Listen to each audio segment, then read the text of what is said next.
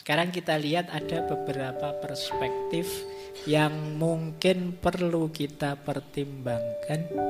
Yang pertama, ada namanya paradok hedonisme. Paradok hedonisme itu ya paradok dari kesenangan. Ini unik.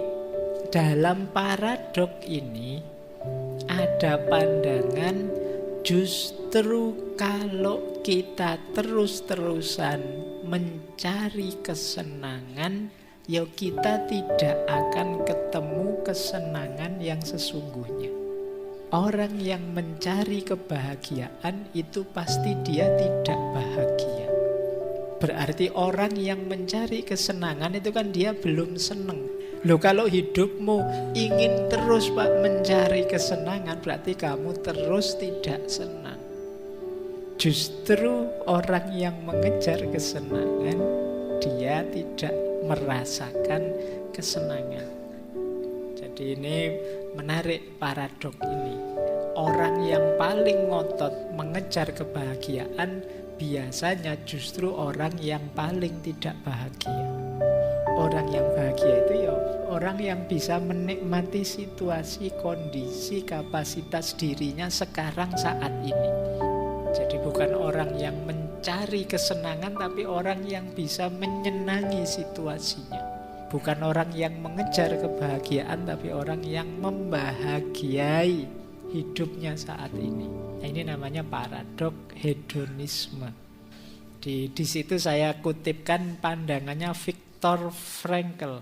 Kata Viktor Frankl, kebahagiaan itu adalah hasil samping atau efek samping yang tidak disengaja saat kita mengabdikan diri untuk orang lain, untuk tujuan yang lebih besar, atau saat kita menyerahkan diri pada orang lain atau sesuatu di luar diri kita. Nah, ini menarik. Ini sebenarnya tips dari Viktor Frankl. Kalau kita ingin senang, kalau kita ingin bahagia, justru jangan jadikan kesenangan atau kebahagiaan sebagai tujuan. Biarlah dia jadi efek samping saja dari kebenaran kebaikan yang kita hidupkan. Lakukan semua yang ideal, semua yang baik, semua yang indah yang kita tahu, yang kita mampu. Efeknya pasti nanti menyenangkan dan membahagiakan. Jadi jangan dikejar justru kenikmatan dan kebahagiaan itu. Biarlah dia hadir sebagai efek samping dari segala kebaikan yang kita lakukan. Nah, kalau kita melakukan itu, kita tidak akan kena paradok hedonisme tadi. Di hidup ini memang mencari kesenangan, tapi kalau kita mendedikasikan hidup sepenuhnya untuk mencari kesenangan, justru kita tidak akan ketemu kesenangan itu. Karena kita ada dalam kondisi mencari terus, tidak sempat menikmati hidup.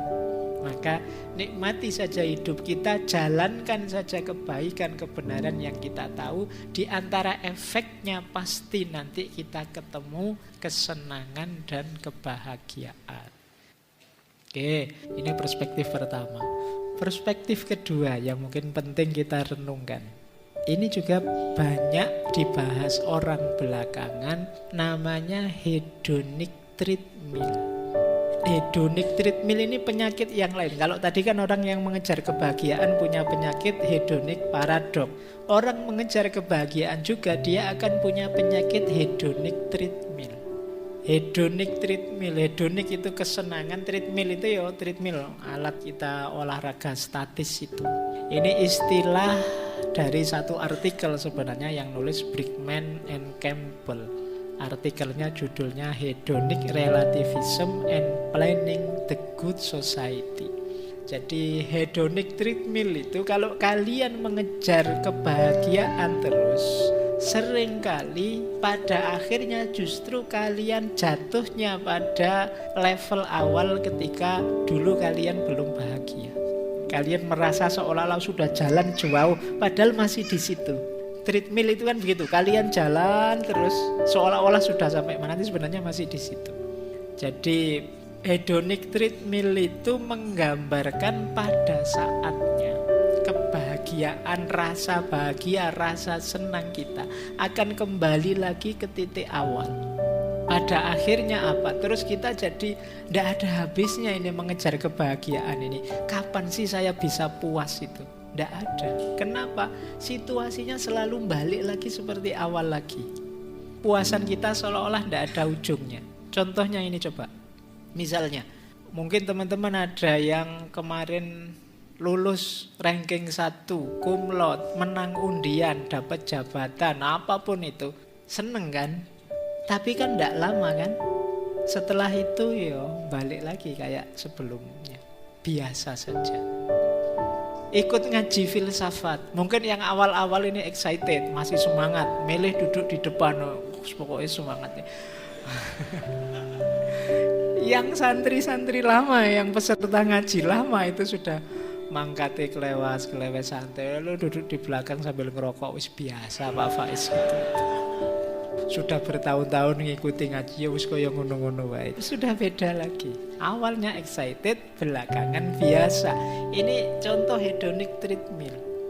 Makan kan juga begitu. Seenak-enaknya makanan, yang paling enak kan gigitan pertama, piring pertama. Diulang piring kedua, piring ketiga sudah. Kalian malah mungkin bisa muntah. Jangankan kesenangan, kesedihan kan juga begitu.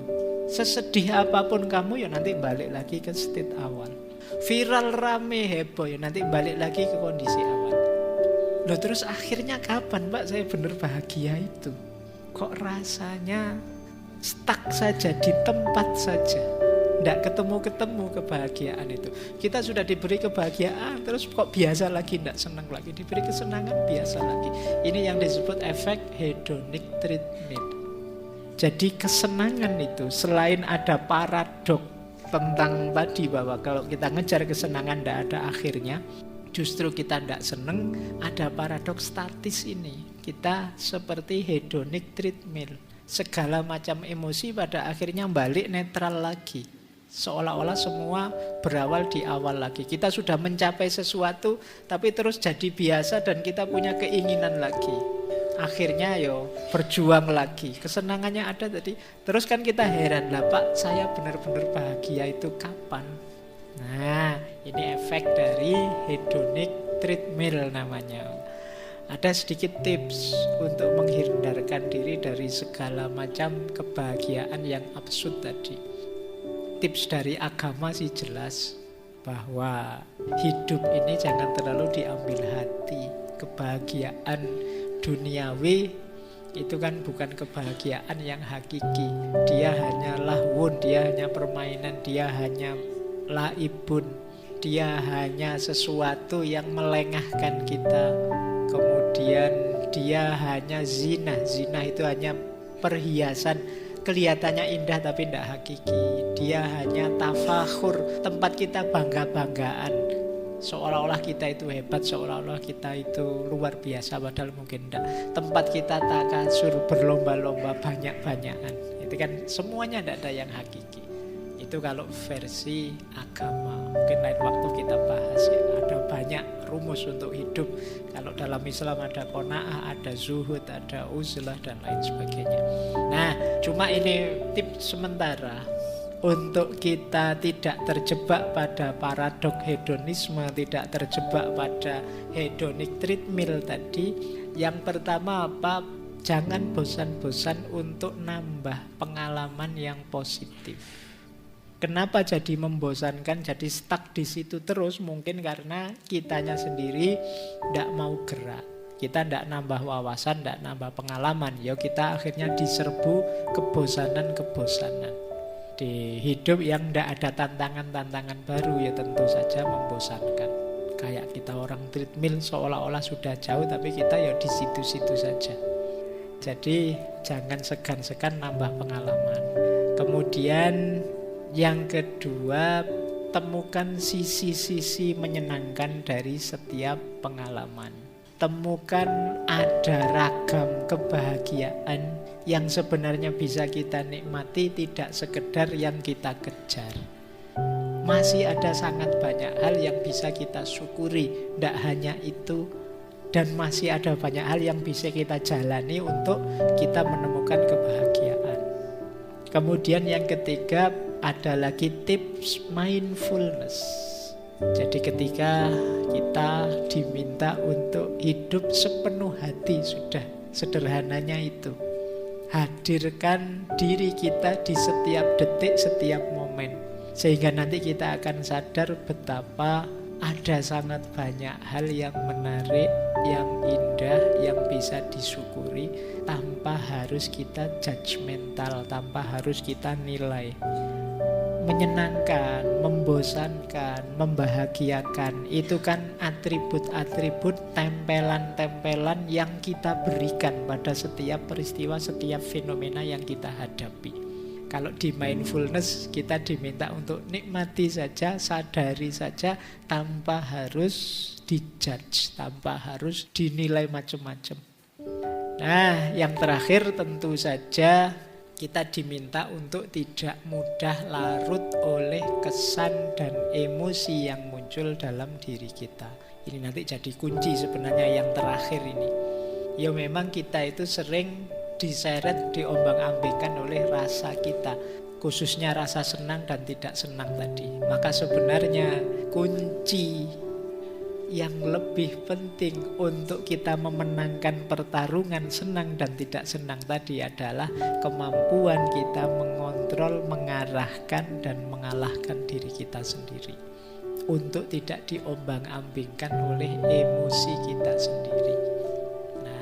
Ini nanti jadi kunci biar tidak jatuh pada hedonic treadmill atau paradok hedonisme tadi.